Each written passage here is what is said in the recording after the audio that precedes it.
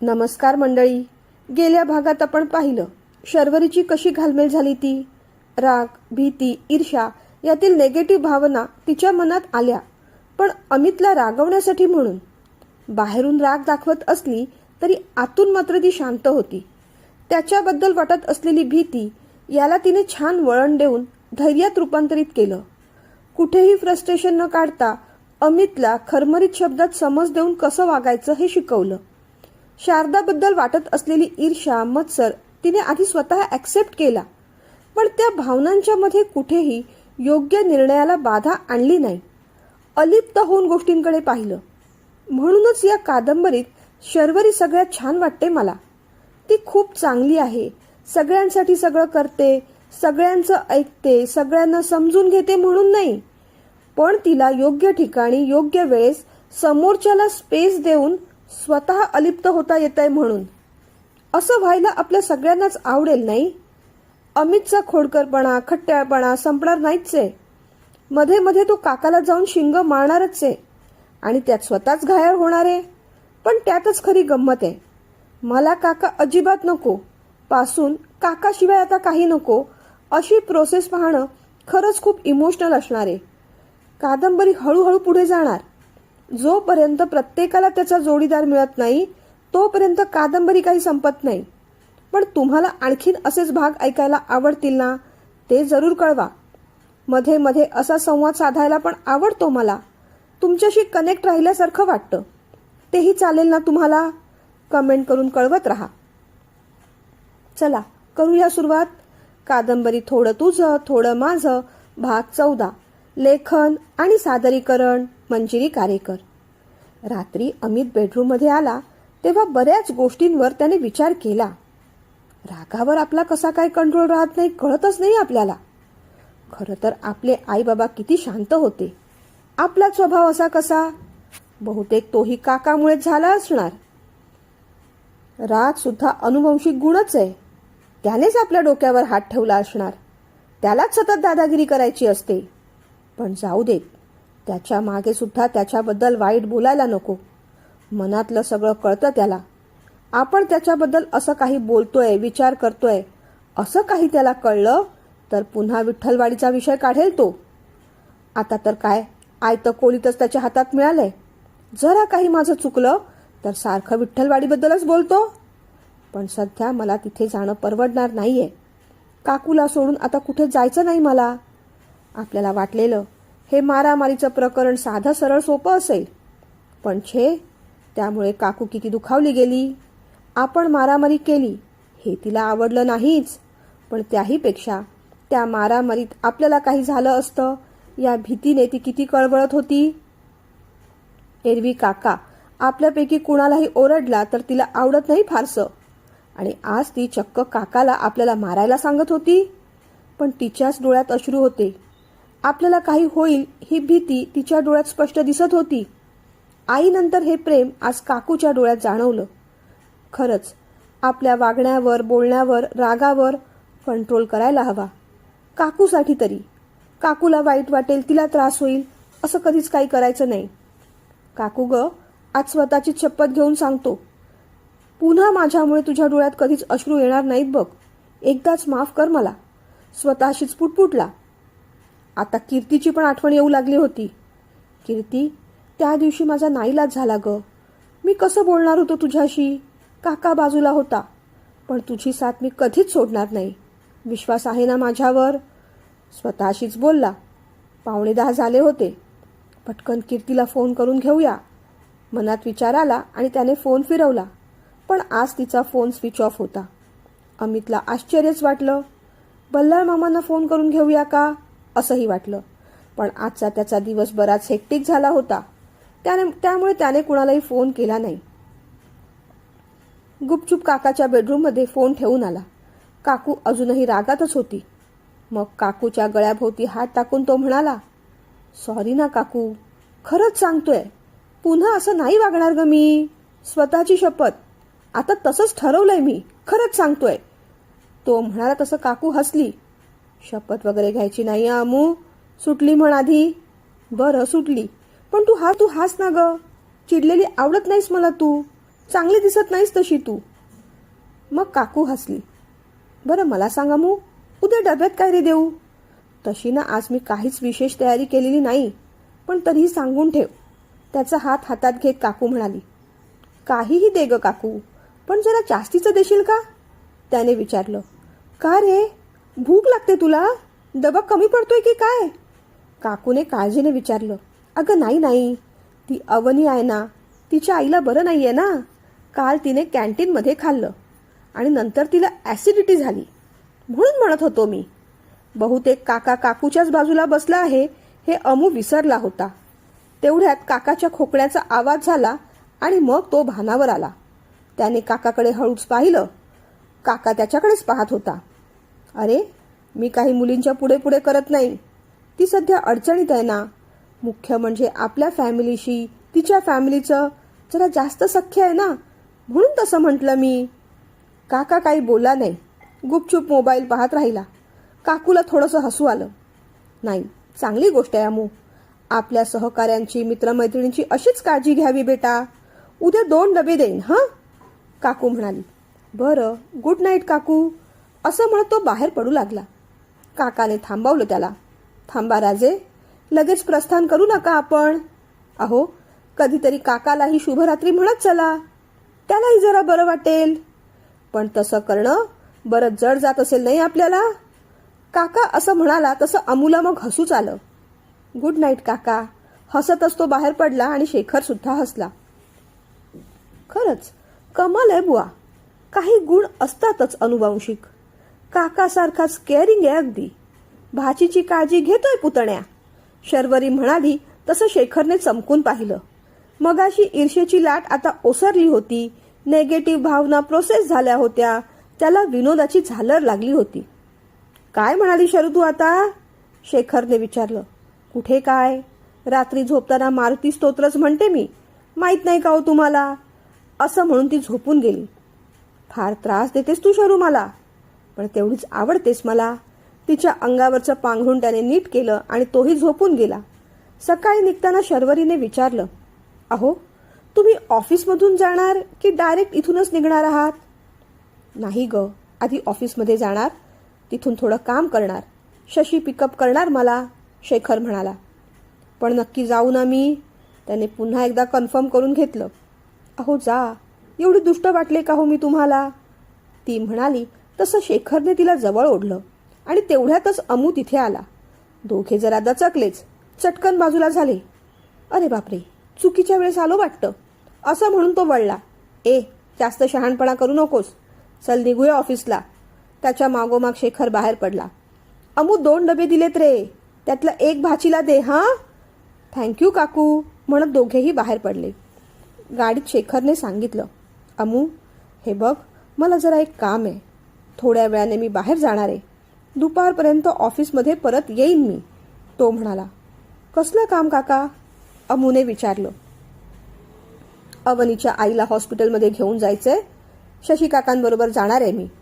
शेखरला वाटलं आता हा मुलगा पुढे काहीतरी विचारणारच, पण अमितला सगळीच स्टोरी माहीत होती म्हणून त्याने पुढे काही विचारलं नाही. बरं चालेल, जा तू, तो एवढंच म्हणाला. छान, आपली परमिशन मिळाली ना, बरं वाटलं आम्हाला. काका पण म्हणाला तसा तो हसला. 10:30 वाजता साधारण शशिकांतचा फोन आला आणि शेखर खाली उतरला. साठे, मी बाहेर चाललोय, थोड्या वेळाने येणार, असं सांगून तो निघून गेला. अवनीने शेखरला जाताना पाहिलं. तसं मामाने तिला सांगितलं होतं, पण तिची चिंता वाढतच होती. तिला खरं तर आईची सोबत करायची होती, पण तिला या सगळ्या गोष्टींचं टेन्शन येऊ नये म्हणून शशिकांतने सध्या तू काळजी करू नकोस, ऑफिसला जा, असं सांगितलं होतं. तिची काळजी अमितला कळत होती. तो मागे वळला. काळजी करू नका, सगळं ठीक होणार आहे. ती फक्त हसली. आज अमितला भरपूर कामं होती. काका यायच्या आधी ती सगळी कामं पूर्ण करायची होती. काकाने तसं सांगूनच ठेवलं होतं. कीर्तीला पण फोन करायचा होता, वेळच मिळत नव्हता. आज काहीही झालं तरी लंच आवरमध्ये तिला फोन करून घ्यायचाच, असं त्याने ठरवलं. लंच आवर झाला तसा तो गडबडीने बाहेर पडला. अवनी अजून टेस्टिंग लॅबमध्येच होती. काल तिने कॅन्टीनमधून लंच घेतलं म्हणून आज तो तिच्यासाठी डबा घेऊन आला होता, पण सकाळी ते तिला सांगायला तो विसरला. हरकत नाही, ती कॅन्टीनमध्येच येणार, तेव्हा सांगता येईल. तो थोडा वेळ कॅन्टीनच्या बाहेर थांबला. त्याने चटकन फोन काढला आणि कीर्तीला फोन लावला. यावेळेस तिने फोन उचलला. कीर्ती, कशी आहेस ग? त्याने विचारलं. आहे ठीक, बोल, काय काम होतं? तिने पण रुक्षपणे विचारलं. असं का बोलतेयस? रागावलीस माझ्यावर? अगं, त्या दिवशी काय घडलं ते सांगायचं राहूनच गेलं ग. काकूने काकाला समजावलं असणार, मग तो न्यायला आला मला, मग जावं लागलं ना मला. तो म्हणाला. जावं लागलं तर असं म्हणतोयस की तुझा अगदी नाईलाज झाला होता? अगदी आनंदातच दिसत होतास तू निघताना, ती म्हणाली. अगदी तसंच नाही कीर्ती, पण आपल्या कुटुंबापासून दूर राहताना वाईट वाटणार नाही का मला? आई बाबा गेल्यानंतर आता कुठे आम्ही स्थिरावतोय. काका काकू खूप प्रेम देत आहेत आम्हाला. काकूशी तर आमची खूपच अटॅचमेंट झाली आहे. त्यांना दुखवायचं नाही मला. यायचंय परत, पण स्वतःला सिद्ध करून. काका काकूला दुखावून नाही, तो म्हणाला. बरं मला सांग, तू कशी आहेस? तुझं काम कसं चाललंय? त्याने विचारलं. चाललंय छान, ती म्हणाली. सोड ना राग आता. एक तर बोलायला वेळ मिळत नाही आपल्याला. वेळ मिळाला तर बोलून घे. नको ना रागवस माझ्यावर. सॉरी बाबा, तो म्हणाला. मग ती हसली. अरे शहाण्या, तुला भेटायला एवढ्या घाईघाईने सगळी कामं ठेवून आले होते मी, आणि तू सरळ निघून गेलास. 4 शब्दसुद्धा बोलायला मिळाले नाही तुझ्याशी. त्यानंतर तू आत्ता फोन करतोयस, मग राग येणार नाही का मला? तिने विचारलं. सॉरी ग, पण घटनाच अशा घडत गेल्या की फोन करायला मिळालाच नाही वेळ मला. पण कीर्ती, मला सांग, तुझ्या ऑफिसमध्ये बॉस कोण आहे? शशिकांत सरच येतात ना? त्याने विचारलं. नाही, ते कधीतरीच येतात, आणि आले तरी कामात ढवळाढवळ करत नाहीत ते विशेष. त्यांचे चिरंजीव प्रसाद देसाई ऑफिस सांभाळतात. प्रसाद सर सुद्धा खूप चांगले आहेत. सगळ्या स्टाफला समजून घेतात, पण तेवढेच स्ट्रिक्ट सुद्धा आहेत हा कामाच्या बाबतीत. कामाच्या बाबतीत अजिबात हयगय चालत नाही त्यांना, ती म्हणाली. अच्छा, पण मग तू त्यांच्या अंडर काम करतेस? त्याने विचारलं. हो, डॉक्युमेंट सगळं तेच शिकवणार आहेत मला. इम्पोर्ट एक्सपोर्ट त्यांच्याकडेच आहे ना, ती म्हणाली. तू एकटीच आहेस की तुझी मैत्रीण पण आहे सोबत? आता त्याला काळजीच वाटू लागली होती. मैत्रीण पण आहे तशी सोबत, पण ती वेगळं काम करते रे, ती म्हणाली. बरं, 2 महिनेच करणार आहेस ना इंटर्नशिप? आता स्वर जरा चढला होता. हो रे, 2 महिनेच करणार, मग त्याच्यानंतर दुसरीकडे जॉब शोधणार. आता कामाच्या व्यतिरिक्त तू काही बोलशील का? कंटाळा आला मला तेच तेच बोलून, ती म्हणाली. बरं, मग तूच बोल काहीतरी, तो म्हणाला.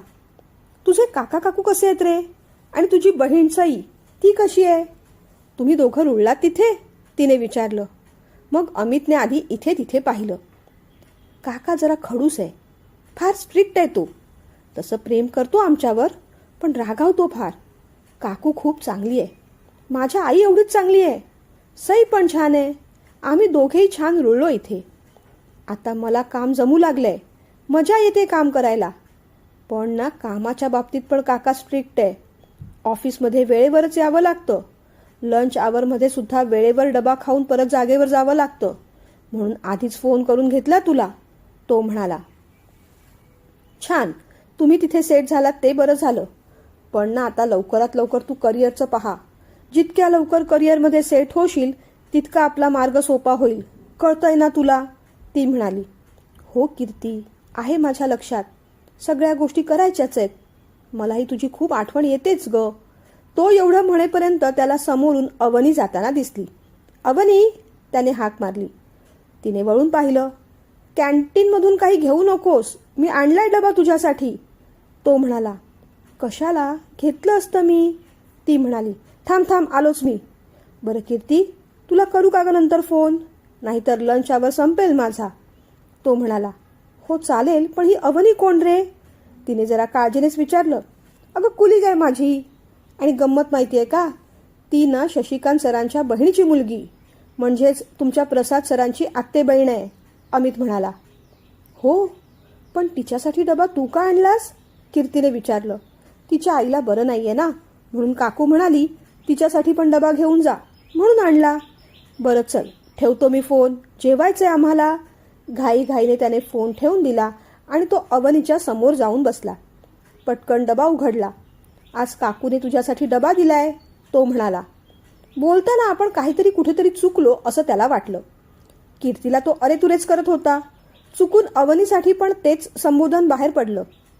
सॉरी अवनी, काहीतरी बोलताना चुकलो मी. मगाशी पण मी तुम्हाला अरेतुरे करूनच हाक मारली वाटतं. फोनवर बोलत होतो ना, तेवढं लक्षात आलं नाही. तशी ती हसली. हो ना, मग आता यापुढे सुद्धा अहोजाहो करूच नका, अरेतुरेच म्हणा, ती म्हणाली. असं कसं? बरं दिसत नाही ते, तो म्हणाला. त्यात काय बरं दिसायचं, मला चालेल, ती म्हणाली. अच्छा, मग तर तूही मला अरेतुरेच कर, तो म्हणाला. लगेच जमणार नाही तसं, प्रयत्न करेन, ती म्हणाली. बरं, सध्या अहोजाहो अरेतुरेचा विषय नाहीच. आपला लंच आवर आहे, लवकर लवकर जेवून घेऊया. हां, हा घे तुझा डबा. अहो, काकूंना कशाला त्रास दिला, मी घेतलं असतं बाहेरून. खरं तर सकाळी मी जेवण करूनच येणार होते, पण आईला घेऊन जरा खाली राऊंड मारायला गेले ना, म्हणून वेळ मिळाला नाही. आणि मामी पण विठ्ठलवाडीला प्रसाद दादाकडे आहे ना, ती म्हणाली. बरं ठीक आहे, सध्या घे खाऊन. काकूंना थँक्यू सांगा हं, आणि उद्या नका आणू डबा, मी घेईन काहीतरी, ती म्हणाली. तसं सांगतो मी काकूला, पण तिने जबरदस्तीने दिला तर मग काय करू, त्याने विचारलं. अहो तुम्ही सांगा ना, अवनी घेईल बाहेरून, ती म्हणाली. माझ्या काकूला असं बाहेरून जेवण घेतलेलं आवडत नाही, तो म्हणाला. अहो पण त्यांना उगीच माझा त्रास कशाला, तिने विचारलं. नाही होणार तिला त्रास, उद्या लवकर उठून मी तिला मदत करीन, मग तर झालं. आता जेवून घे पटपट. मग ती हसली. शेखर सर कुठे जात आहेत, काही म्हणाले का तुम्हाला, तिने विचारलं. तुला माहीत नाही, त्याने विचारलं. माहिती आहे तसं, पण डिटेलमध्ये सांगितलं नाही मला मामाने, ती म्हणाली. तसं तर डिटेलमध्ये मलाही माहीत नाही गं, पण स्पेशालिस्ट डॉक्टरांकडे घेऊन जाणारे एवढं काका म्हणाला. तू काळजी नको करूस, माझा काका तुमचे मामा करतील मॅनेज, तो म्हणाला. भाजी छान झाली आहे, काकूला सांगा तसं, थँक्यू पण सांगा, ती म्हणाली. थँक्यू फक्त काकूलाच, आम्हाला नाही, आम्ही एवढा डबा घेऊन आलो, तो म्हणाल्यावर ती जरा हसली. थँक्यू तुम्हाला पण. मग इकडच्या तिकडच्या गप्पा करून दोघे सीटवर जाऊन बसले. कीर्तीचं कामात कुठे लक्ष होतं, तिच्या डोक्यात अमित आणि अवनीचाच आवाज घुमत होता. कोण ही अवनी, अमितची हिच्याशी एवढी फ्रेंडशिप कशी झाली. कीर्ती, झाली का फाईल, प्रसाद विचारत होता. तिचं लक्ष कुठे होतं, त्याने आवाज चढवला. कीर्ती, काहीतरी बोलतोय मी, लक्ष कुठे आहे तुझं, तो असं म्हणाल्यावरती भानावर आली. सॉरी सर, फाईल घेऊन माझ्या केबिनमध्ये ये जरा, तो म्हणाल्यावरती गडबडीने उठली. फाईल घेऊन त्याच्या केबिनमध्ये गेली. झाली का फाईल पूर्ण, त्याने विचारलं. अजून झाली नाही सर, देते करून. अजून झाली नाही, त्या फाईलच्या डेटावर पुढचं काम करायचंय मला, तो रागाने म्हणाला. लगेच देते ना करून, ती म्हणाली. मग अजूनपर्यंत काय करत होतीस तू, त्याने विचारलं. विचार करत होते सर, ती पटकन बोलून गेली. विचार करत होती, कसला विचार करत होतीस, तो चिडला. तशी ती भानावर आली. फाईलचाच. फाईलचा विचार करायचा नसतो, त्याच्यावर काम करायचं असतं. काय चाललंय तुझं, कळत नाहीये मला, जा पटकन फाईल पूर्ण करून आण, तो भडकला. तशी ती बाहेर पडली. सगळे विचार झटकून कामाला लागली. शेखर शशिकांतच्या गाडीत त्याच्याबरोबर पुढे जाऊन बसला. मागे शारदा एकटीच होती, कसला तरी विचारच करत होती. काय रे, वहिनी आल्या नाहीत, शेखरने विचारलं. अरे ती विठ्ठलवाडीला गेलीये रे, प्रसादला बरं नाहीये, त्याला थोडा ताप होता, मी तिला म्हटलं तू तिथेच जा, त्याची काळजी घे, इथे आम्ही करतो मॅनेज, शशिकांत म्हणाले. हां बरं केलंस, पण प्रसादचं फार काही सिरियस नाही ना रे, त्याने विचारलं. नाही नाही, व्हायरल फीवरच आहे, ठीक आहे तसा, शशिकांत म्हणाले. शेखरने मग एकदाच शारदाकडे मागे पाहिलं. तिच्या चेहऱ्यावर टेन्शन अगदी स्पष्ट दिसत होतं. काय रे शशी, एवढं कसलं टेन्शन तुला, शेखरने विचारलं. टेन्शन नाही रे, पण आता डॉक्टर काय म्हणतील त्याचाच विचार करतोय, शशिकांत म्हणाले. हे बघ शशी, डॉक्टर जसं म्हणतील तसं करायचं, आपली अक्कल पुढे चालवायची नाही, ते सगळं तो शारदालाच म्हणत होता. हो रे बाबा, आपल्याला अक्कल आहेच कुठे चालवायला, असं म्हणत शशी पण हसला आणि शेखरही हसला. हॉस्पिटल आलं तसं शारदाला धडधडू लागलं. डॉक्टर काय सांगतील काय नाही याची चिंता लागून राहिली. डॉक्टरांनी ऑपरेशन वगैरे सांगितलं तर किती खर्च येईल, त्यात किती दिवस जातील, अवनीला किती टेन्शन येईल, माझ्या दादा वहिनीला पण किती त्रास होईल, आणि यांची सुद्धा तर किती धावपळ होतीये. शेखरकडे पाहून तिच्या मनात विचार आला. शशी, मी आलो जरा, असं म्हणत शेखर रिसेप्शनवर गेला. डॉक्टर शिर्केंना भेटला, रिसेप्शनवर कसल्या तरी फॉर्मॅलिटी पूर्ण केल्या आणि मग शशिकांतकडे आला. चला, डॉक्टर बोलावतायत आपल्याला. शेखर, डॉक्टर शिर्केंना ओळखतोस तू? शशीने विचारलं. हो, माझा मित्रच आहे तो, शेखर म्हणाला. तसं शशिकांना जरा बरं वाटलं. काय म्हणतोस डॉक्टर? अलीकडे जिमला येत नाहीस तू का? तूही गोळ्या इंजेक्शनवरच जगतोयस? शेखरने हसत विचारलं.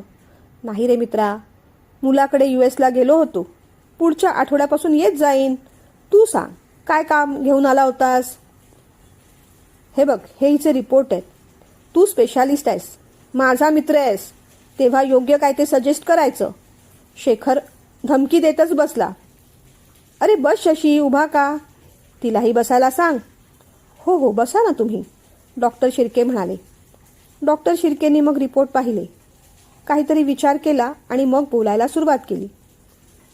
आधी काही टेस्ट करून घ्याव्या लागतील, त्यानंतर लगेच ऑपरेशन करून घ्यावं लागेल. तसं सिरियस काही नाही, पण ऑपरेशन लवकर केलं नाही तर मात्र सिरियस होऊ शकेल, शिर्के म्हणाले. उद्या ॲडमिट झालं तर चालेल का? शेखरने विचारल्यावर शशिकांत आणि शारदा त्याच्याकडे पाहतच राहिले. चालेल ना, उलट बरंच पडेल. Sooner the better. लगेच टेस्ट करून घेऊ. ऑपरेशन कधी करायचं तेही सांगून टाकतो मग मी. ठीक आहे, उद्या सकाळी येऊ मग आम्ही. निघू? चल रे, असं म्हणत शेखरला घेऊन तो बाहेर पडला सुद्धा. तिघेही खाली उतरले. येताना बसले होते तसेच पुन्हा गाडीत बसले. शशिकांत तर काही बोलले नाही, पण शारदाला मात्र राहवलं नाही. दादा, ऑपरेशनची फार घाई होणार नाही का रे? तिने हळू आवाजात शशिकांतला विचारलं. काय रे शेखर, फार घाई नाही होणार? शशिकांतने उलट शेखरला विचारलं. मग काय, मुहूर्त काढून करायचे की काय ऑपरेशन तुम्हाला?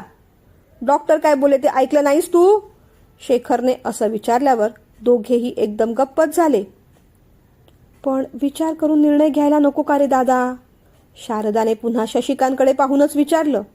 हो, निर्णय विचार करूनच घ्यायला हवेत खरे, नाही का रे शेखर? शशिकांतने पुन्हा शेखरलाच विचारलं.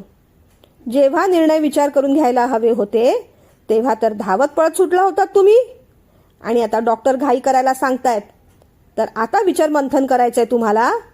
दोघे भाऊ बहीण फारच प्रज्ञावंत आणि विचारवंत आहात ना तुम्ही. शेखर आता चांगलंच तोंडसूक घेत होता.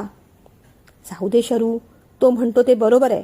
उगीच वेळ काढायला नको ग, आणि आपल्याला तरी कसली तयारी करायची आहे? तुला जाऊन फक्त ॲडमिट व्हायचंय, शशिकांत म्हणाला. अरे असं कसं दादा? बँकेतून पैसे काढायला नकोत का? घरी सगळं पाहायला नको का? अवनीच्या मनाची तयारी करायला नको का? तिची काळजी वाटते रे मला, आणि मला सुद्धा तर माझ्या मनाची तयारी करावीच लागेल ना, शारदा म्हणाली. शशिकांतने मग उत्तरासाठी शेखरकडे पाहिलं. माझ्याकडे काय पाहतोय सारखा? सगळी प्रश्नपत्रिका मीच सोडवू काय? दे तू उत्तर. शेखर रागानेच शशिकांतला म्हणाला. मी काय बोलू? सगळं तूच आत ठरवून आलास ना, आता उत्तर पण तूच दे काय ते, शशिकांत म्हणाला. देतोच आहे, मी काही कुणाला घाबरत नाही. हे बघ शशी, ज्या काही तयाऱ्या करायच्या असतील तनाच्या, मनाच्या, धनाच्या, त्या ऑपरेशन नंतर करा. म्हणे मनाची तयारी करायची आहे. मनाची काय तयारी करायची? ज्या गोष्टी करायच्या आहेत त्या करायच्या आहेत. तसंही लढायला कुठे सीमेवर जायचं नाही आपल्याला, फक्त इथून ऑपरेशन थिएटरमध्ये जायचंय. तिथेही आपल्याला काहीच करायचं नाही आहे. सगळं करणार ते डॉक्टर. अर्ध्या एक तासात परत बाहेर येणार. त्याच्यासाठी काय तयारी करायची एवढी? आणि आता पहिल्यांदा आणि शेवटचं सांगतोय, अवनीची काळजी करायची गरज नाही. सर्वार्थाने जबाबदारी घेतली आहे मी तिची, शेखर म्हणाला. हो ग शरू, अवनीची काय काळजी करायची? आम्ही आहोत, आपण सगळेच आहोत. आणि बाकी सगळी काय तयारी करायची आहे ग? बँकेचं वगैरे तू काय टेन्शन घेतेस? मी आहे ना. हॉस्पिटलच्या खर्चाची तुला कशाला ग चिंता हवी? शशिकांत म्हणाला. नको रे दादा, मला बरं वाटत नाही ते. आणि आता सुद्धा बघ ना, रिसेप्शनवर यांनीच पैसे दिले. त्यांना विचार किती झाले ते. रिसीट आहे त्यांच्याकडे. ती तसं म्हणाली तसं वळून शेखरने रागानेच तिच्याकडे पाहिलं. क्षणभर डोळे मोठे करून पापणी न मिटता तिच्याकडेच पाहत राहिला. ती जरा दचकली. अहो, मेडिक्लेम आहे म्हणून म्हटलं तसं, कापऱ्या आवाजात ती म्हणाली. तो काही बोलला नाही. तिच्या त्या वाक्यावर पुन्हा काही बोलायची त्याला गरजच वाटली नसावी कदाचित. त्याला काय करायचं त्याचं त्याचं ठरलं होतं. त्याने आपली मान पुढे वळवली. उद्या असाच ऑफिसला 10 वाजता ये तू. ज्या काही टेस्ट करायच्या असतील त्या डॉक्टर सांगतीलच. माझा असा अंदाज आहे की लगेचच ॲडमिट करून घेतील. आणि आता ऑपरेशनसाठी दिरंगाई नको. आणि या विषयावर आता फार चर्चाही नको. बरं शशी, तू मला इथे या कॉर्नरपाशी सोड रे, शेखर म्हणाला. का रे, ऑफिसच्या खाली सोडतो तुला, शशिकांत म्हणाले. नको रे, आज मला कामिनीमध्ये जायचंय. अरे म्हणजे ते साडीचं दुकान आहे ना तिथे. शशिकांतला जरा आश्चर्यच वाटलं. एवढं काय आश्चर्य वाटायचं त्यात? बायकोसाठीच साडी घेतोय मी. परवा वाढदिवस आहे तिचा. प्रत्येक वर्षी घेतो रे मी. चॉईस एवढी काही बरी नाही माझी, पण ती आवडीने नेसते. आता अनायसे या बाजूला आलोच आहे, तेव्हा आत्ताच घेऊन टाकतो. तू इथेच सोड मला, तो म्हणाला. तसं शशिकांत आणि शारदाच्या चेहऱ्यावर अगदी छान स्माईल आली. शशिकांतने मग गाडी थांबवली. शेखर उतरला. कामिनीमध्ये शिरला. शर्वरीसाठी छानशी साडी घेतली आणि मग ऑटो करूनच तो ऑफिसमध्ये आला. तो सरळ केबिनमध्येच गेला. साडीची बॅग आपल्या ऑफिसच्या बॅगमध्ये नीट ठेवून दिली. आल्यावर त्याने थोड्या वेळाने अवनीला आत बोलावून घेतलं. ती बिचारी टेन्शनमध्येच होती. अवनी, बस बेटा. मला माहिती आहे तिथे काय घडलं काय नाही हे तुला विचारायचं असणार. पण हे बघ, काळजी करू नकोस. आम्ही डॉक्टरांना भेटून आलो.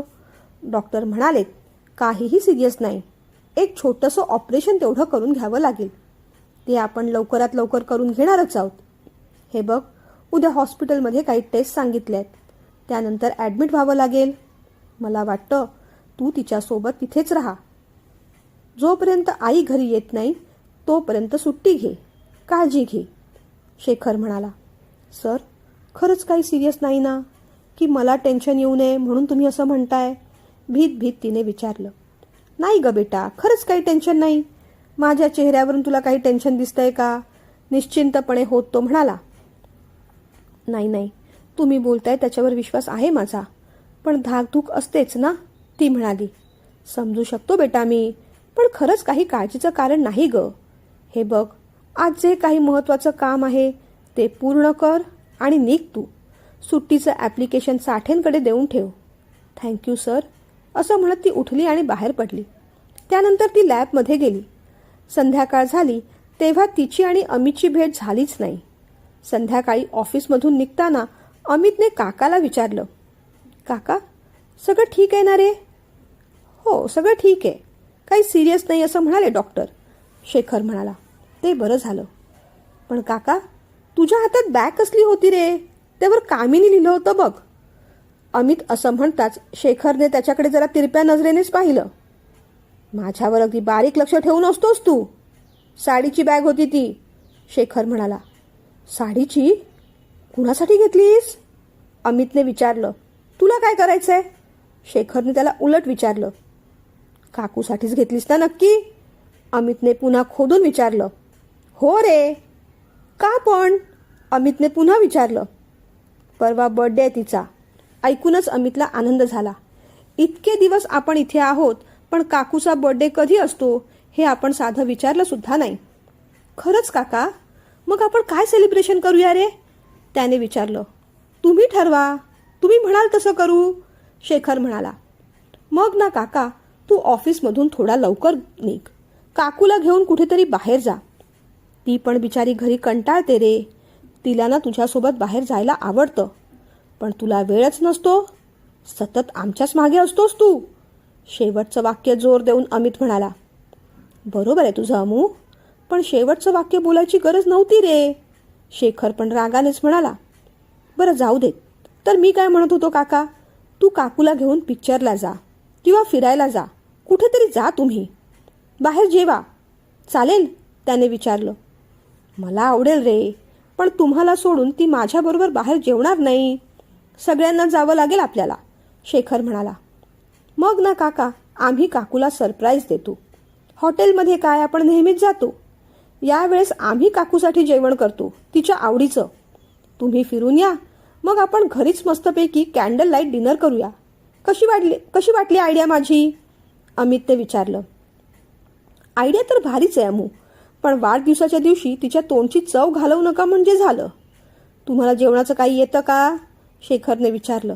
येतं काका, येतं. उगीच ओव्हर कॉन्फिडन्स दाखवत नाही मी कुठेही. खरंच तिला आनंद होईल, अमित म्हणाला. शेखर हसला. बरं, मग तू सई आणि तेजसशी बोलून घे. तुम्ही काय ते घरी करा.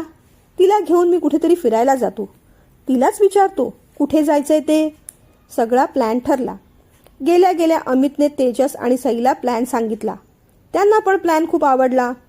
तेजू, तू आणि बाबा मिळून ते इटालियन सूप करायचा ना, ते कर, अमित तेजसला म्हणाला.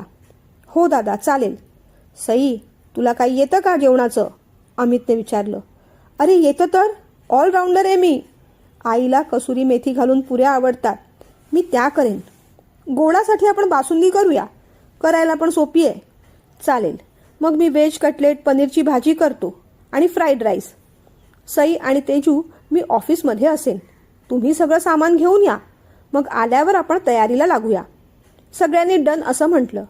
जेवताना शेखरने विषय काढला. तेजू, सोमवारपासून तुझं कॉलेज सुरू होईल. त्याआधीच तुला बाईक घ्यावी लागेल रे. सध्या माझ्याकडे एवढे व्याप आहेत ना, त्या गोष्टीकडे लक्ष द्यायला वेळच मिळत नाहीये मला, शेखर म्हणाला. असू देत काका, मी बसने जात जाईन, तो म्हणाला.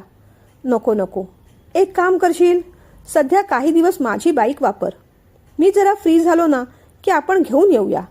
सईला पण स्कूटी घ्यायची आहे ना. हो ना सई? शेखरने विचारलं. बाबा, माझ्या स्कूटीचं राहू दे सध्या. मी, विनिता आणि क्षितिजने ठरवलंय इथून ऑटोच करून जायची. म्हणजे पाऊस वगैरे असेल तरी टेन्शन नाही. ऑटोचा खर्च पण शेअर होईल, सई म्हणाली. छान, चांगली आयडिया आहे ती पण. रात्री झोपताना शर्वरीने शारदाच्या तब्येतीविषयी विचारलं. उद्या ॲडमिट करणार आहे आणि मग डॉक्टर ठरवतील कधी ऑपरेशन करायचं आहे ते, शेखर म्हणाला. मग उद्या तुम्हाला जावं लागेल ना, तिने विचारलं. शशी म्हणालाय तसा, नाही आलास तरी चालेल, पण बघतो मी, शेखर म्हणाला. काय हो, परवा पण जावं लागेल का तुम्हाला? शर्वरीने विचारलं. परवा शर्वरीचा वाढदिवस आहे म्हणून ती हा प्रश्न विचारते, हे शेखरला समजलं. हो तर, परवा तर जावंच लागणार. परवा दिवस खूप बिझी आहे मी.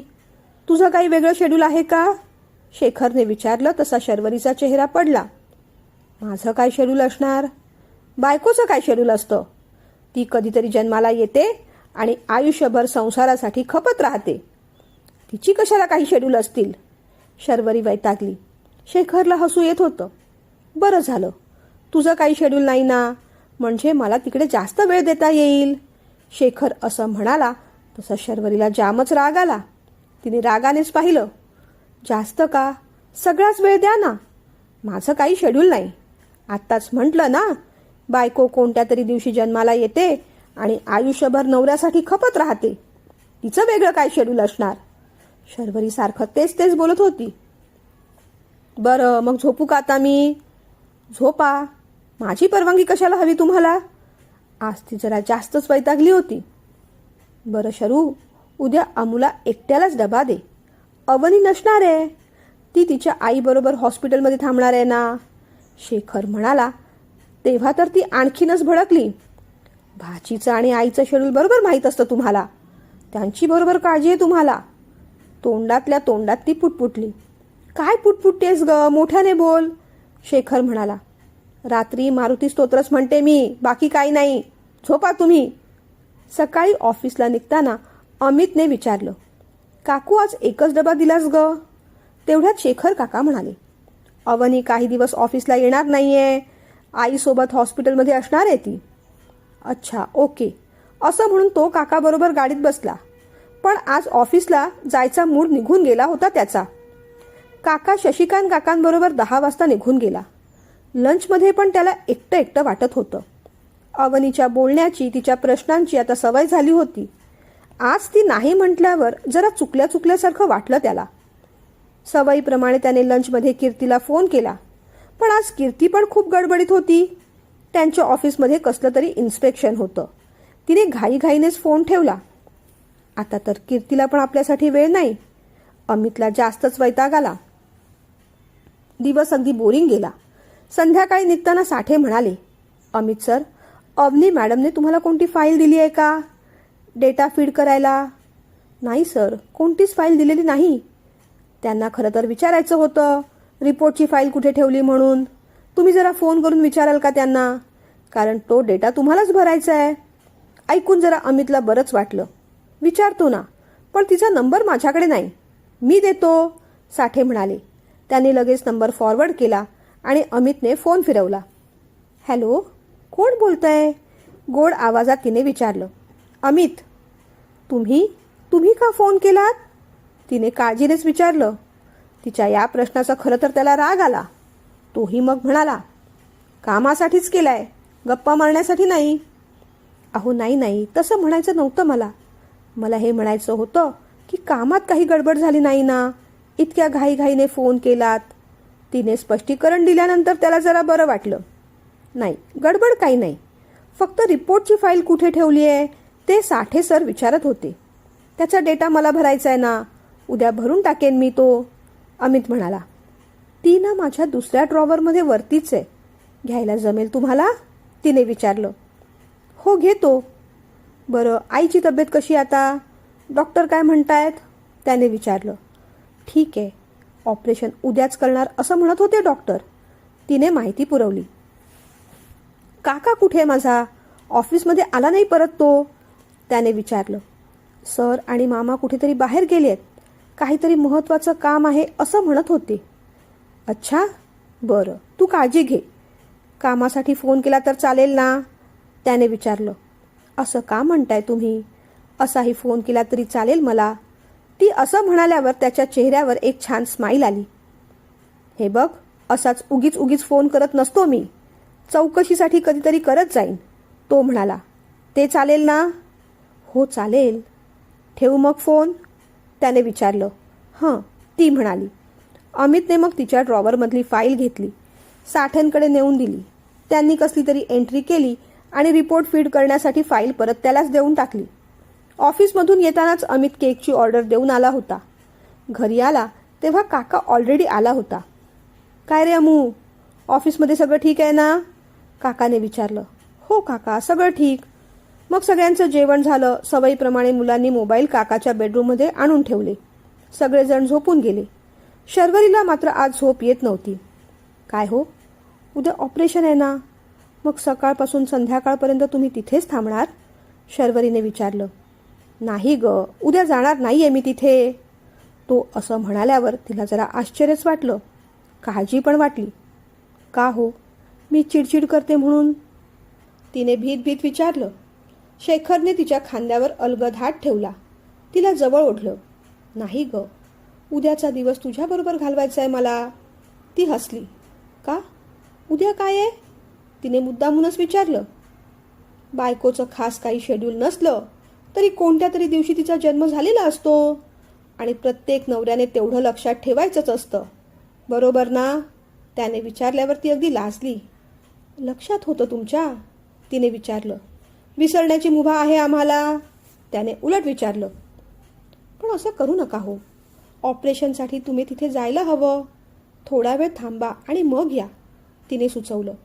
नाही, शशी आणि अवनी आहेत तिथे, ते करतील मॅनेज. मला उद्या तुझ्यासोबतच राहायचं आहे, तो म्हणाला. तसं तिला आतून बरंच वाटलं. मला सांग, उद्या कुठे जाऊया आपण फिरायला? त्याने विचारलं. ऑफिसमधून सुट्टी घेणार तुम्ही? तिने आश्चर्याने विचारलं. ऑलरेडी घेतली आहे मी ती. अच्छा, मग ना आपण सकाळी मुलांना घेऊन कुठेतरी फिरायला जाऊया, ती म्हणाली. आता मुलं कशाला हवी तुला सोबत ग? त्याने वैतागत विचारलं. अहो, दोघंच काय वेड्यासारखं फिरत बसायचं? दोघांनी फिरायचं वय गेलं आपलं, ती म्हणाली. तू झाली असेल म्हातारी, मी तरुणच आहे, शेखर म्हणाला. तसं तिला हसायला आलं. बरं, मग तुम्हीच सांगा काय करायचं ते. हे बघ, सकाळी आपण लॉंग ड्राईव्हला जाऊ, बाहेर काहीतरी खाऊ, देवळात पण जाऊन येऊ, दुपारी एखादं नाटक किंवा पिक्चर पाहू आणि मगच घरी येऊ.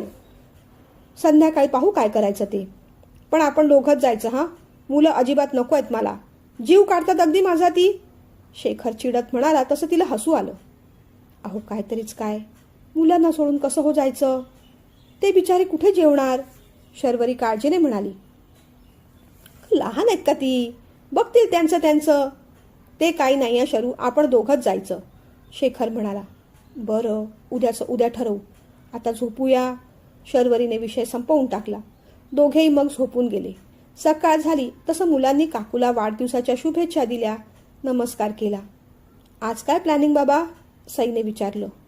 आता थोड्या वेळाने आम्ही लॉंग ड्राईव्हला जाणार आहे, तिथून पुढे देवळात, मग पिक्चर, नंतर काहीतरी खाऊन येऊ. संध्याकाळी पाहू काय करायचं ते, शेखर म्हणाला. आम्ही पण घरी तयारी करणार आहोत, आईसाठी सरप्राईज आहे ते, सांगू नका तिला, सई म्हणाली. हो, दादा म्हणाला मला तसं, तुम्ही काहीतरी प्लॅन करणार आहात ते. संध्याकाळी आपण छान एन्जॉय करू हां, शेखर म्हणाला. तोपर्यंत तेजस अमित पण बाहेर आले. काका, आज ऑफिसला थोडं उशिरा जाऊ का रे, तुम्ही बाहेर गेल्यानंतर थोडी तयारी करून ठेवतो, चालेल, त्याने विचारलं. नको, एकाच शब्दात शेखरने उत्तर देऊन टाकलं. असं काय बाबा, राहू देते त्याला एक दिवस घरी. अहो एक दिवस ऑफिसला लेट झालं म्हणून काय झालं, सई म्हणाली. नको म्हटलं ना, पुन्हा शेखर तेच म्हणाला. मग काका, ऑफिसमधून थोडा लवकर निघू का रे, अगदी लंचला नाही, 3:30-4 वाजता निघतो, ते तरी चालेल, अमितने पुन्हा कळवळून विचारलं. अरे नको म्हटलं ना. पुन्हा शेखरने तसं सांगितल्यावर तिघांचा चेहरा पडला. पण आता काकासमोर काही बोलायची अमितकडे तरी हिंमत नव्हती. उगीच आपण परत काहीतरी बोलायचं आणि हा विठ्ठलवाडीचाच विषय काढायचा. बरं, मग निघतो वेळेवर मी, ऑफिसवरून पण वेळेवरच येतो घरी, असं म्हणत तो जायला निघाला. शेखरने त्याला जवळ ओढलं. अरे सोन्या, तू ऑफिसला उशिराही जाऊ नकोस आणि ऑफिसमधून लवकरही येऊ नकोस, असं म्हणायचं होतं मला. म्हणजे? अरे तू आज ऑफिसला जाऊच नकोस, आज आपला फॅमिली टाईम आहे, तूही इथे असायलाच हवास, आज राहू दे ते काम, शेखर म्हणाला. तसं अमितला आनंद झाला. खरंच काका? हो रे राजा, आज तुम्ही पण एन्जॉय करा आणि आम्हाला पण करू द्या, फक्त आणखीन कोणते व्याप वाढवू नका रे, कोणत्याही प्रकारचे भलते सलते उद्योग करून ठेवू नका, छळू नका रे आम्हाला, चालेल ना, शेखर असं म्हणताच तिघे पण हसले. मग शेखर शर्वरीकडे गेला. चल निघूया. अहो तुम्ही दिलेली साडीच नेसले मी, ब्लाऊज तेवढा मॅचिंग होत नाहीये, पण चालेल हा, कशी दिसते हो मी, तिने विचारलं. शरू, तू नेहमीच सुंदर दिसतेस ग, नुसतंच बाह्य सौंदर्य नाही तुझ्याकडे, आंतरिक सौंदर्य पण तेवढंच आहे. म्हणून प्रेमाचं, कष्टाचं, मायेचं तेज तुझ्या चेहऱ्यावर नेहमीच झळकत असतं. पण आज या साडीत खरोखरच छान आणि गोड दिसतेस तू, शेखर म्हणाला. तसं ती छान हसली. चल निघूया आपण. शेखर बाहेर पडला. तीही त्याच्या मागे बाहेर पडली. गाडी काढली. आज ती पुढे बसली होती. अहो किती दिवसांनी तुमच्यासोबत पुढे बसले नाही, नाहीतर पुढे मुलंच असतात. मग काय, म्हणूनच म्हटलं आज आपण दोघंच एन्जॉय करायचं, शेखर म्हणाला. अहो पण मुलं नसली ना की चुकल्यासारखं होतं मला, सारखं काहीतरी मागे राहिलं असं वाटत राहतं, शर्वरी म्हणाली. तसं शेखरने तिच्याकडे हसून पाहिलं. शरू, उगीच भलती सलती सवय लावून घेऊ नकोस मनाला. 5 वर्षात सगळंच चित्र बदलणार आहे. सई कदाचित लग्न होऊन गेलेली असेल, अमू आणि तेजस पुन्हा विठ्ठलवाडीला गेलेले असतील, तेव्हा ना आपण दोघंच असू. तो असं म्हणाला तशी ती एकदम गंभीर झाली. हे बघ, वाढदिवसाच्या दिवशी असं काहीतरी बोलायचं नव्हतं मला, पण हेच फॅक्ट आहे. शेवटपर्यंत आपणच एकमेकांना साथ द्यायची आहे. पिल्लांचे पंख बळकट झाले की ते भरारी घेणारच आणि आपण अडवायचं सुद्धा नाही, बरोबर ना. शर्वरीने डोळे बंद करून घेतले. डोळ्यातल्या अश्रूंना तसंच आत झिरपवून टाकलं. बरं कुठे हो जाऊया, विषय बदलत तिने विचारलं. आधी मस्त राऊंड मारून येऊ, मग देवळात जाऊ, मग तू म्हणशील तिथे एखादं नाटक किंवा पिक्चर पाहू, दोघंच मस्त एन्जॉय करू. शेखर कितीही नॉर्मल वागत असला तरी त्याला ऑपरेशनची सुद्धा चिंता होतीच. मनात धाकधूक होतीच. सतत फोनवर लक्ष होतं. तासातासाने तिथे काय परिस्थिती आहे कळवत राहा असं त्याने शशीला बजावून ठेवलं होतं. मध्ये मध्ये ऑल ओके असा शशीचा मेसेज पाहून त्याला जरा बरंही वाटत होतं. 12:30 वाजता ऑपरेशन सक्सेसफुल झालं असा मेसेज आल्यानंतर मात्र त्याची चिंता मिटली. शरू, ऑपरेशन व्यवस्थित झालं ग, शशीचा मेसेज होता. काळजीचं कारण नाही. शर्वरीला पण बरं वाटलं. दोघांनी मग त्यानंतर एक छानसा पिक्चर पाहिला आणि मग घरी आले. मुलांनी घर डेकोरेट करून ठेवलंच होतं. लंचची तयारी पण करून ठेवली होती. सगळं पाहून शर्वरीला धक्काच बसला. आश्चर्य वाटलं. हे सगळं तुम्ही केलं? तिने आश्चर्याने विचारलं. हो काकू, आम्हीच केलं, तेजस म्हणाला. तिला आनंद झाला. मायेचं कष्टाचं चीज झाल्यासारखं वाटलं तिला. डोळ्यात आनंदाश्रू आले. काकू, संध्याकाळी आपण घरच्या घरी डिनर करू, अमितने सांगितलं. तिने त्याला जवळ घेतलं. चालेल, तुम्ही संध्याकाळची तयारी करा, आम्ही जरा बाहेर जाऊन येतो. शर्वरी म्हणताच शेखरला जरा आश्चर्य वाटलं. अजून कुठे फिरायचं राहिलं बाकी शरू? अहो, ते बाहेर पडल्यानंतर सांगते मी. चला. थोडा वेळ आराम करून 5-5:30च्या सुमारास शर्वरी आणि शेखर पुन्हा एकदा बाहेर पडले. तुझ्या मनात कुठे ग जायचं राहिलं आता? त्याने विचारलं. हॉस्पिटलला. शारदाला भेटून येऊया. शेखरला आश्चर्य वाटलं. नको शरू, आजचा दिवस तुझा आहे, तिथे कशाला ग? शेखरने विचारलं. दिवस माझा आहे ना, तर मग मी जिथे म्हणते तिथे न्यायला हवं तुम्ही. चला ना. सोबत पिवळ्या गुलाबांचा बुके पण घेऊया. त्यांना पिवळे गुलाब आवडतात ना, शर्वरी म्हणाली. कधी काळी तिच्याबद्दल मी सांगितलेलं लक्षात आहे तुझ्या? शेखरने आश्चर्याने विचारलं. तिच्याबद्दल सांगितलं म्हणून नाही, पण ते तुम्ही सांगितलं ना, म्हणून लक्षात राहिलं. आता पुढे काय बोलावं शेखरला कळलंच नाही. बुके घेऊन संध्याकाळी ते हॉस्पिटलमध्ये पोचले. शशीला तशी कल्पना दिली होती. अरे ये शेखर, अवनी नुकतीच घरी गेली. ऑपरेशन झालं सक्सेसफुल. तुम्ही भेटून घ्या, आहे मी बाहेर. शशी बाहेरच थांबले. शेखर आणि शर्वरी रूममध्ये गेले. ते दोघं आले पाहून शारदा उठायचा प्रयत्न करू लागली. शर्वरी चटकन पुढे झाली. अहो अहो, उठू नका, तुम्ही विश्रांतीच घ्या, आम्ही फक्त भेटायला आलोय. कशी आहे तब्येत आता? शर्वरीने विचारलं. आता बरी आहे, शारदा म्हणाली. फार त्रास होत नाहीये ना? वेदना वगैरे नाहीत ना? काळजीने शर्वरीने तिचा हात हातात घेत विचारलं. दुखतंय थोडं, पण सहन करण्या इतपतच आहे दुखणं. तुम्ही आलात बरं वाटलं मला, हसून शारदा म्हणाली. मग शर्वरीने पिवळ्या गुलाबांचा बुके तिला दिला. पिवळे गुलाब आवडतात ना तुम्हाला? शर्वरीने विचारलं. तुम्हाला कसं माहीत? शारदाने आश्चर्याने विचारलं. शर्वरी बोलली काही नाही. तिने फक्त शेखरकडे पाहिलं. शारदाला कसं तरीच झालं. फुलं अगदी तुमच्यासारखी छान हसरी आहेत, शारदा म्हणाली. शर्वरी पण हसली. आज तुमचाही वाढदिवस ना, वाढदिवसाच्या खूप खूप शुभेच्छा तुम्हाला. उदंड आयुष्य लाभो, शारदा म्हणाली. आता शर्वरीला आश्चर्य वाटलं. तुम्हाला कसं माहीत माझ्या वाढदिवसाचं? शारदाने पण क्षणभर शेखरकडे पाहिलं आणि पापण्या मिटून घेतल्या. मग थोडा वेळ कुणी काही बोललंच नाही. शांतताच होती. शेखरने झाक मारली. शरू? तसं दोघींनी त्याच्याकडे पाहिलं, पण लगेचच शारदाला आपली चूक लक्षात आली. तिने आपली मान खाली वळवली. शरू, मी बाहेर आहे, तू बस थोडा वेळ. शशी कुठे ते पाहतो मी, म्हणत शेखर बाहेर पडला. शशिकांत बाहेर फोनवर कुणाशी तरी बोलत होते. त्यांचा फोन झाला. शेखर आणि शशिकांतच्या बाहेरच गप्पा सुरू झाल्या. ऑपरेशन व्यवस्थित झालं, नंतर काय काळजी घ्यायची, हे सगळं शशिकांत शेखरला सांगत होते. अगदी 2-3 दिवसातच डिस्चार्ज मिळेल असंही म्हणाले. अरे, प्रतिमाचा फोन होता.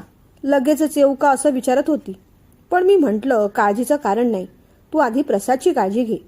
असंही तिथे मुसळधार पाऊस आहे रे, उगीच मध्ये कुठेतरी अडकून पडेल ती, म्हणून म्हटलं आरामात ये. शशिकांत म्हणाले. हो रे, वहिनीला सांग काळजी करायचं कारण नाही, आपण सगळे आहोत इथे. उगीच पाऊस पाणी बघूनच प्रवास करायला सांग बाबा, शेखर म्हणाला. शारदा आणि शर्वरीच्या गप्पा पण सुरूच होत्या. ऑपरेशन वेळेवर करून घेतलं ते बरं झालं, दुखणं कशाला अंगावर काढायचं, शर्वरीने विचारलं. खरंय, पण ऑपरेशन करेपर्यंत भीती वाटतेच ना, शारदा म्हणाली. हो, तेही खरंच, पण तुम्ही कुणाचं ऐकत नव्हतात ना, म्हणाले हे मला, शर्वरी म्हणाली. ऐकलं की त्यांचं, ऐकावंच लागलं शेवटी. एवढे चिडले होते की पुढे काही कुणाला बोलताच आलं नाही. शारदा म्हणाली तशी शर्वरी हसली. तेही खरंच आहे, ते चिडले ना की पुढे काही बोलायची कुणाची टापच उरत नाही. पण काय हो, लहानपणापासून हे असेच तापट छिडकोरच आहेत का? तुम्हाला तर माहीत असेल ना, बालपणीचे मित्र आहात तुम्ही, शर्वरीने विचारलं. शारदा हसली, बोलली काहीच नाही. काही प्रश्नांची उत्तरं माहीत असून देखील द्यायला भीतीच वाटते, नाही का?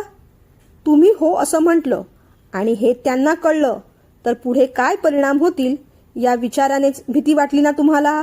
खरं सांगा. शर्वरीने शारदाला असं विचारताच शारदाला खूप हसू आलं. हो, ऑपरेशनची वाटली होती ना, त्याहीपेक्षा जरा जास्तच भीती वाटते त्यांची, हसत हसत शारदा म्हणाली. पण तुम्ही न बोलता उत्तर मिळालं मला. काही प्रश्नांना उत्तर द्यायची गरजच नसते, त्याचं उत्तर प्रश्नातच असतं, शर्वरी म्हणाली. शारदा शांत हसली. तुम्हाला थँक्यू म्हणायचं होतं, शारदा म्हणाली. शर्वरी आश्चर्याने पाहू लागली. थँक्यू? ते कशाबद्दल? शर्वरीने विचारलं.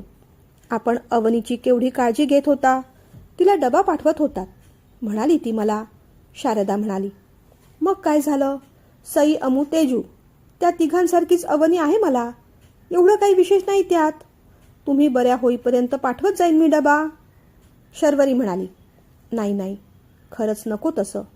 ती करते तसं जेवण, पण तेवढं जमत नाही अजून. आणि वहिनी पण येईल ना आता. मग दोघींच्या या त्या विषयावर गप्पा झाल्या. शर्वरी मग बाहेर आली. थोड्या वेळ शशिकांची गप्पा केल्या. मग शेखर म्हणाला, शशी, निघतो आम्ही आता. मुलांनी घरी काहीतरी प्लॅन केलंय. शेखर असं म्हणताच शशिकांतला शर्वरीच्या वाढदिवसाचं आठवलं. सॉरी वहिनी, आज तुमचा वाढदिवस ना, तुम्हाला खूप साऱ्या शुभेच्छा. भाऊजी, केव्हा तरी प्रतिमा वहिनींना घेऊन या घरी, शर्वरी म्हणाली. शशिकांत आणि शर्वरीचं बोलणं चाललं होतं तेवढ्यात शेखर म्हणाला, अरे शशी, मी जरा आतमध्ये रूममध्ये जाऊन आलो रे. माझी छत्री तिथेच विसरलो मी. शेखर नॉक करून रूममध्ये आला. तो आला तशी शारदा पुन्हा कावरी बावरी झाली. छत्री राहिली होती माझी, तेवढीच घ्यायला आलो होतो मी. त्याने छत्री उचलली आणि लगेचच निघाला. जाता जाता 2च शब्द बोलला, काळजी घे. त्यापुढे ती एक शब्द म्हणाली, थँक्यू. कशासाठी? मागे न वळता त्याने विचारलं. सगळ्याच साठी, ती म्हणाली. तसा तो किंचित हसला. गरज नाही त्याची, येतो मी, तो म्हणाला. तेवढ्यात पाठून ती काहीतरी म्हणाली. सोडून द्या ना सिगारेट आता, कशाला हवी ती? ती असं म्हणताच तो गरकन मागे वळला. हे सांगायला कोणी सांगितलं? शरूने? त्याने विचारलं. त्यांना काळजी वाटते ना तुमची, नका ना घेत जाऊ, ऐकाल तेवढं. ती असं म्हणाल्यावर तो काही बोलला नाही. येतो मी, असं म्हणत बाहेर पडला. शशिकांतचा निरोप घेऊन दोघेही गाडीत बसले. गाडीत बसल्यानंतर शेखर शर्वरीला म्हणाला, सिगारेटबद्दल तू सांगितलं होतंस तिला? शेखरने विचारलं. हो, मग काय करू, काळजी वाटत राहते तुमची. डॉक्टरांनी काय हो सांगितलंय, अजिबात सिगारेट घ्यायची नाही म्हणून. ऐकत नाहीत तुम्ही माझं तर ऐकत नाहीत. तेव्हा त्यांना म्हटलं, तुम्ही सांगून पहा, तुमचंच ऐकतील कदाचित. शर्वरी हसत हसत म्हणाली. पण शेखरला मात्र राग आला. अगदी गंभीर झाला तो. शरू, पुन्हा असल्या गोष्टी करायच्या नाहीत हा. त्याचा आवाज चढला. ती जरा घाबरली. हे बघ, माझ्या आयुष्यात तुझाच शब्द शेवटचा असायला हवा. तुला मी सिगारेट ओढायला नको आहे ना, मग आजपासून मरेपर्यंत कधीच ओढणार नाही मी, कधीच नाही, तो म्हणाला. अहो, हे काय बोलणं? हो, बरोबर बोलतोय मी, पण यापुढे कोणत्याही गोष्टींसाठी इतरांकडे जायचं नाही. इतरांच्या कुबड्या आपल्या प्रेमाला, संसाराला नको आहेत मला. कळतंय तुला? त्याच्या धारधार आवाजातलं प्रेम तिच्या काळजालाच भिडलं आज. त्याचं बोलणं ऐकून डोळ्यात पाणीच आलं. अहो, आज वाढदिवसाचं खरं गिफ्ट मिळालं मला, ती म्हणाली. तो हसला. संध्याकाळी मुलांबरोबर छान कॅन्डल लाईट डिनर झालं. शर्वरीचा दिवस खूप खूप छान गेला, अगदी अपेक्षेपेक्षाही छान. 2 दिवसांनी शारदाला डिस्चार्ज मिळाला. अवनीने ऑफिस जॉईन केलं. गाडी हळूहळू पुढे जाणार आहे. मध्येच ट्रॅक पण बदलणार आहे. पुन्हा ट्रॅकवर येणार आहे. छोटे मोठे ब्रेक पण लागणार आहेत. पण एकंदरीत सगळा प्रवास खूप सुखदायी आनंददायी आहे, पण तेवढाच डोळ्यात पाणी ठेवून जाणारा आहे. हा प्रवास संपूच नये असंच वाटेल तुम्हाला कदाचित. तेव्हा या प्रवासाचा हिस्सा होऊया, कथेचा आनंद घ्या, पण सोबत कमेंट पण लिहित चला. आणि ज्यांनी सबस्क्राईब केलं नसेल त्यांनी प्लीज सबस्क्राईब करा. 1000चा टप्पा लवकरात लवकर गाठायचा आहे आपल्याला. उद्या भेटू.